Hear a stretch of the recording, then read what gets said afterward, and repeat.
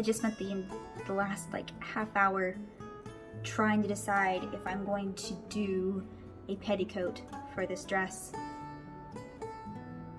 I have no plans to wear this anywhere. It doesn't matter.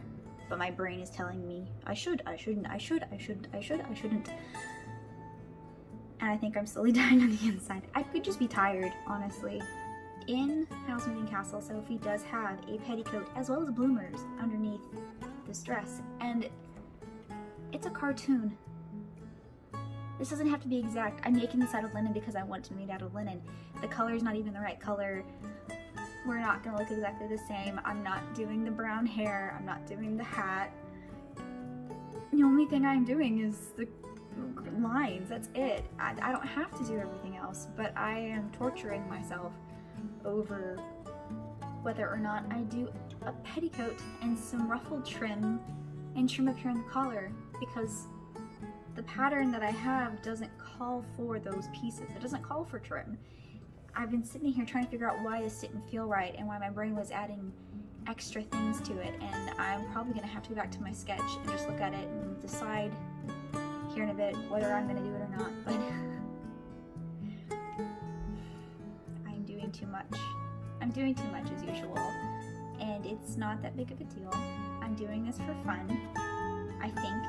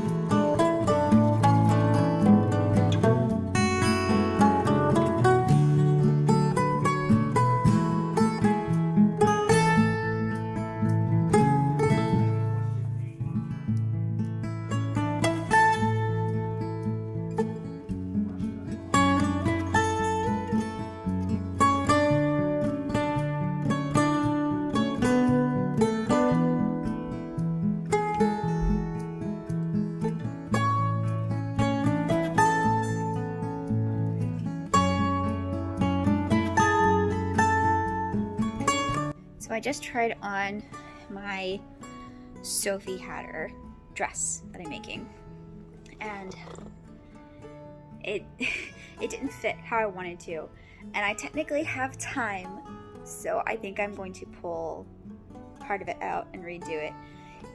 I am so heavy in the chest, like this is so large that my waist kind of rises with it, and I did not take that into account when I did my measurements. So I have a fully finished dress and it doesn't fit. So I'm gonna have to take that panel out that's under the shirt here and above the skirt that's gathered, and I'm gonna have to lengthen it probably about, I'm probably gonna do 2 inches, just overcompensate because I don't know how it's gonna fit. I'm not doing it tonight, I'm too tired. Right now I've got her bloomers. I've got bloomers from another outfit I made that are underneath, so you can see it. Little bloomers. And then her petticoat. Her petticoat in the movie just has the little lace at the bottom. So I just wanted something to just throw underneath there. It's not beautiful. It's not pretty. It's just a piece to go under. If I ever make a historically accurate garment, I will probably take the painstaking time to, you know, make it beautiful and hand stitch it, do like embroidery, but I just am like, no, we're just gonna throw this under and be done with it. So that's done. Especially, eventually I would like to do a petticoat with my embroidery machine and embroider onto the fabric instead of having a piece that I have to cut, you know, sew on top of my fabric.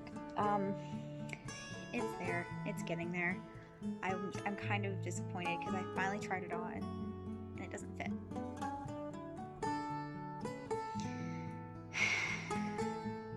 Technically, here's the thing though. Technically it does fit. Technically it fits. However, it doesn't fit the way I want it to fit. It doesn't fit towards flattering. And I know that like a lot of it is my own kind of body image of going, I look like, I put it on and it's like, I look like a grandma. I look like I am literally a grandma, which is hilarious given that I'm making this for Sophie. But I'm supposed to be young Sophie, and I'm like, well, like I'm sitting there, it's like, well, at least you match your clothes, and I'm like, oof. It's bad when you start taking on the persona of the people you're making clothes about. It's not cute. I'm trying to mentally think of how long that's going to take. I also put hook and eyes in the side, and I hate them. I thought they were going to be easier for me to just put those in and then be done. That way I don't need David's help, but I needed David's help anyway, hooking up all those hook and eyes. I was like, so that needs to be redone. I'm just gonna probably do a zipper. I think I have a black one somewhere. I'm just gonna throw black because I'm not gonna find a dark green, you know, zipper to go with this. It's invisible. So I'm just gonna do black. And the sad thing is I hate doing zippers. I hate doing zippers. I hate putting side zippers in too. But I'm probably just gonna have to cut cut into the pocket and then have the zipper go up to where I can just do this and be done with it. I just don't want to, but it's not gonna fit otherwise because I kind of need that more space to get over my chest because my chesticles are a little larger than a lot of people's. So yeah, I'm not excited. I'm gonna have to do that.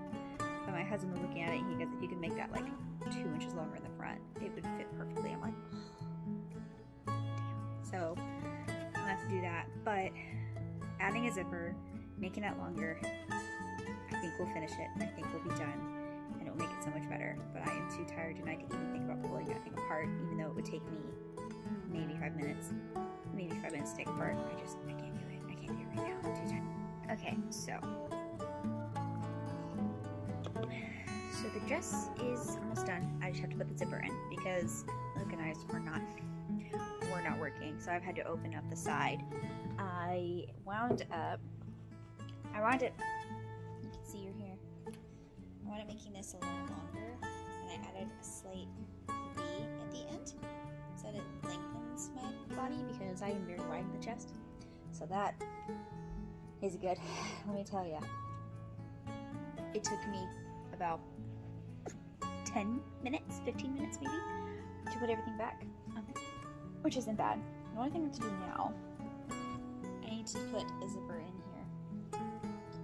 So I have all this space here. So I have all this space from the upper top of the hole all the way down to a little bit past the pocket to put my zipper in. I'm just going to put a black zipper in because I don't care. No one's going to see it except me. I'm the only person who's going to know it's there. So that's probably going to be tomorrow. And then she's done. And then I'll have to go out and find a hill to go and pose on with my lovely hat, which I definitely have. I don't have a hat just like Sophie's, but I definitely have a hat that looks very, very Sophie. I'm going to replace the band though, because Sophie's is red and mine is not, but it's just very Sophie. So that on top of. I was going to do this on the machine, however, I don't want to fight a zipper foot with an invisible zipper, so I'm just going to do this by hand, and honestly it's probably going to be just as fast without the chaos of remembering if it's the right direction, is it in the right spot. I don't feel like sitting at my sewing machine. I want to sit and watch my show, so I'm going to get it done quickly.